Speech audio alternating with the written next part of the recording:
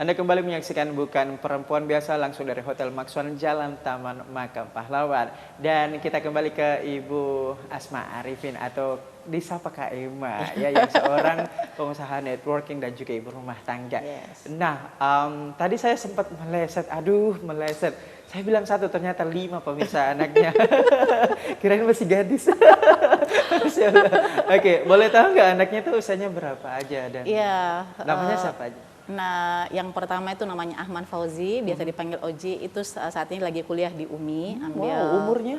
Ambil semester. Umur ini baru semester ini, semester awal. Dia ngambil ilmu komunikasi.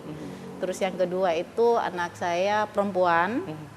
Saat ini lagi PKL, dia SMA kelas 3 di SMK 4. Terus yang ketiga kelas 1 SMA. Oh, dekat-dekat semua. Ya, dekat. Oke, lanjut. Terus yang keempat ini kelas 6 SD. Ini jauh ya? Jauh jaraknya.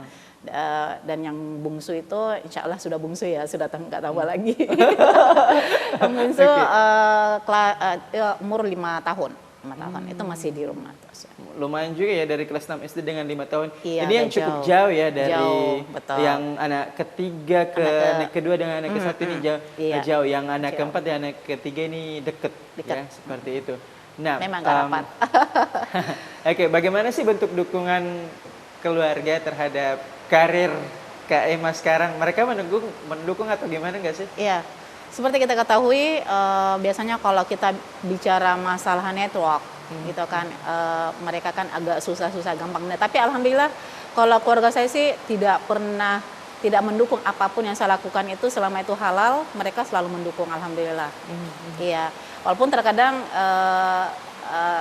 terkadang ada beberapa yang mengecilkan, tapi insya Allah artinya ketika mereka mengecilkan justru itu tantangan buat saya untuk membuktikan bahwa pekerjaan ini sangat bagus untuk saya geluti. Dan alhamdulillah dari pekerjaan network inilah saya anggap ini adalah ilmu kehidupan buat saya. Betul, dan bisa juga membuka lapangan pekerjaan yang seluas-luasnya ya, untuk siapa saja ya. Iya, dan itu tidak mesti ada pendidikan gitu, yang penting mau belajar gitu.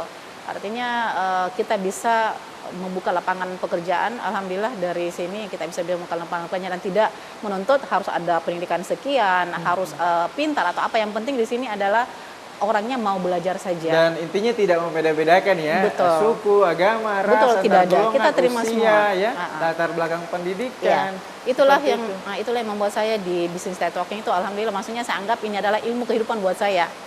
Nah, disitulah saya banyak ditempa menghadapi karakter-karakter manusia, tapi alhamdulillah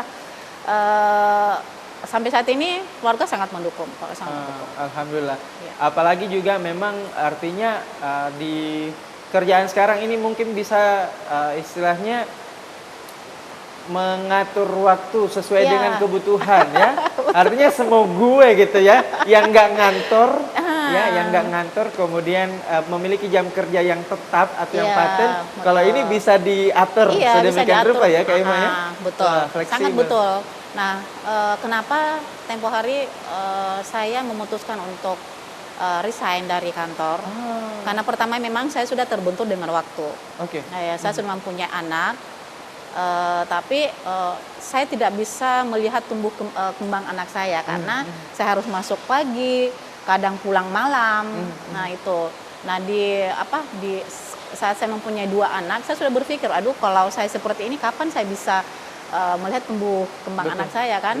Nah akhirnya saya memutuskan untuk resign, walaupun saat itu orang kantor sangat berat karena memang saya sudah dekat dengan mereka, karena saya kalau kerja Kak Dias itu betul-betul all out, full out. Jadi saya betul-betul menganggap pekerjaan itu adalah bagian dari keluarga saya gitu.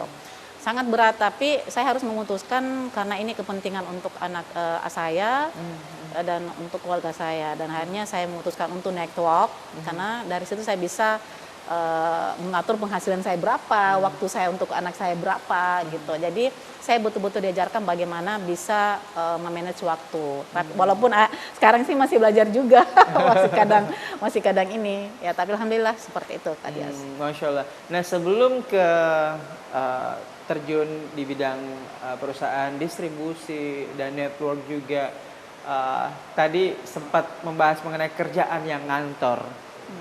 Itu apa aja tuh riwayat pekerjaannya Kak Emma, Iya, apa saja tuh? saya kan di administrasi, boleh dikata sekretaris juga.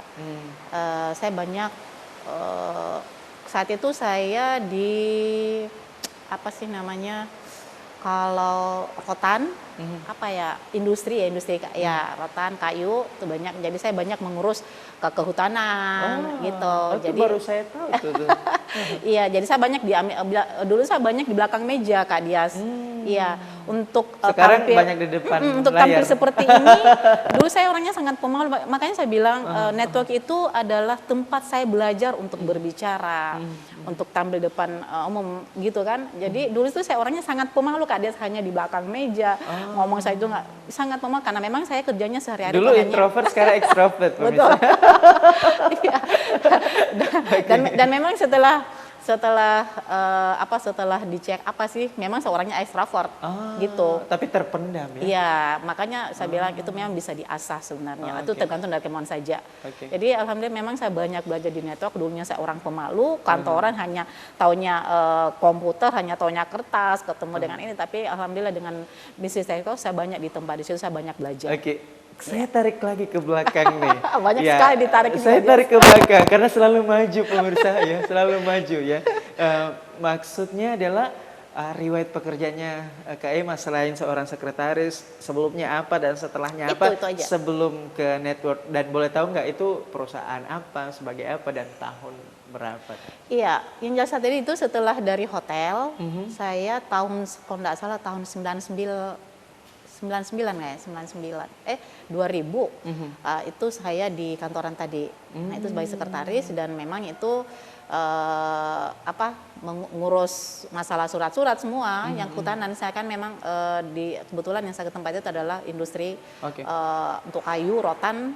Nah, itu kita kirim ke keluar ke provinsi dan bisa sampai di impor juga. Itu hari sempat ke Hong Kong ya. Itu dan saya kurang lebih 6 tahun. Oke. Perjuangannya Lumayan ya, sih, lumayan lama juga. Lumayan lama dan makanya saya bilang ketika saya memutuskan untuk keluar, orang kantor sih termasuk berat.